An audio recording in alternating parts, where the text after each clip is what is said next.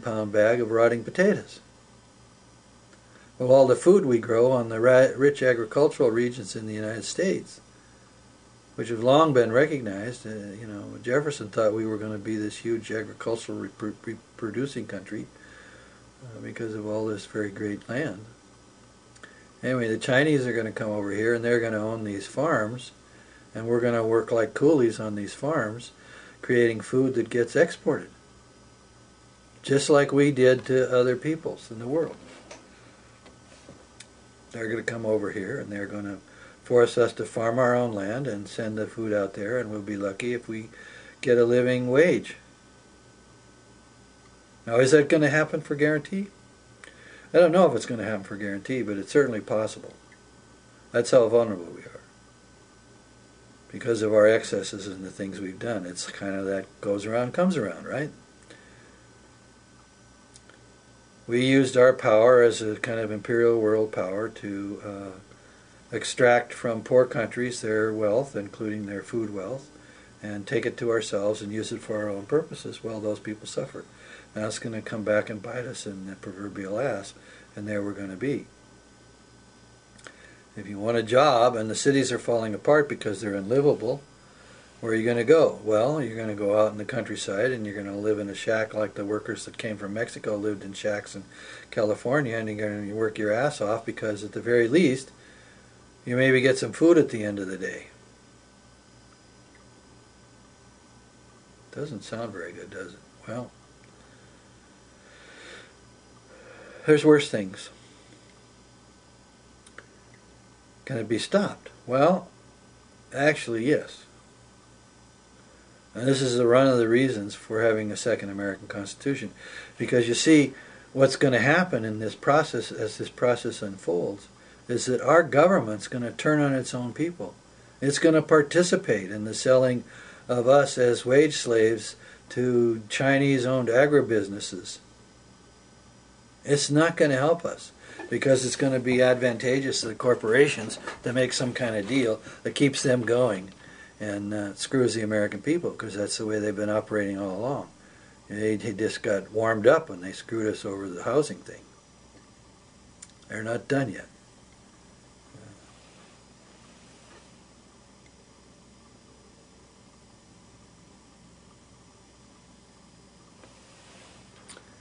Now, I've kind of lost my sense of time here, and I don't know which end is up, but I probably should stop talking. And then I'll do one more thing. I'll try to come at you as to what we can do in the Constitution to stop this kind of stuff. Okay, so China owns everything, and we're working like coolie slaves, which is just an unfortunate choice of words in a way. I apologize for anybody that's offended by it.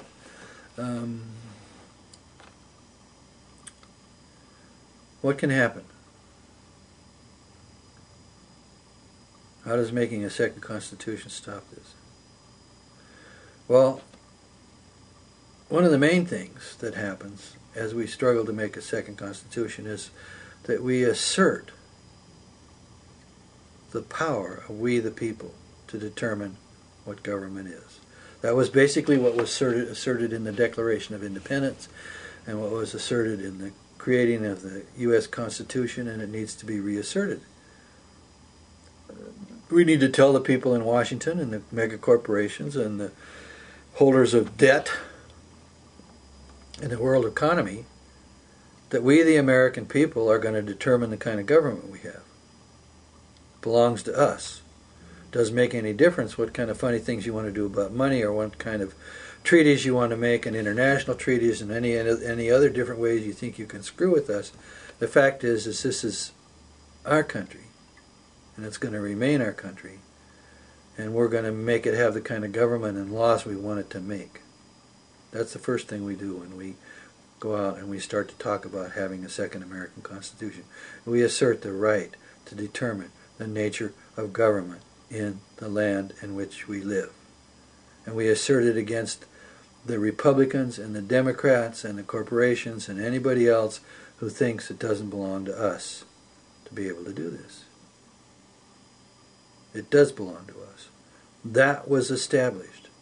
That is sort of the the fundamental power law on which the United States was formed was a declaration that we have the right to do this. We have the right to create the government.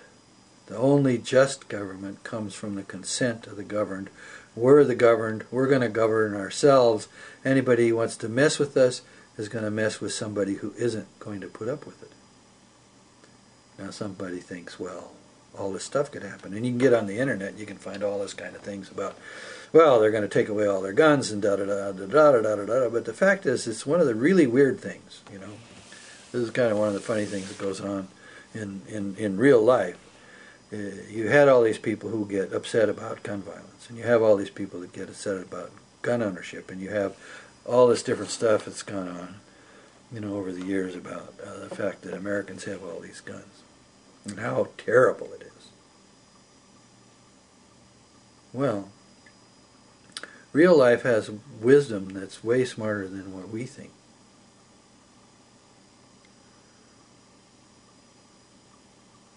Think about that. Real life contains wisdom that's smarter than people think. We live in a kind of stream of wisdom. And one of the weird things about that stream of wisdom is that for reasons that don't make a lot of sense if you just argue the idealistic point of view about it, Americans own a lot of guns. We are armed to the teeth.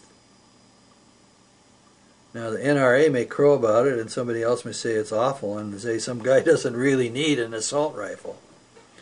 Well, if somebody comes in here and tries to take over this country, we do need an assault rifle.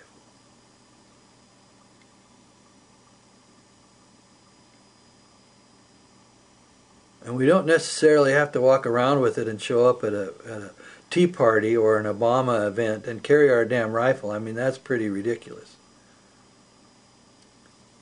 But the fact that it's there in the closet in our home, and there's a whole lot of us that know we got these things in our closet at home, and some jerkwater politician in Washington, D.C. says, well, we have to give the Chinese whatever they want,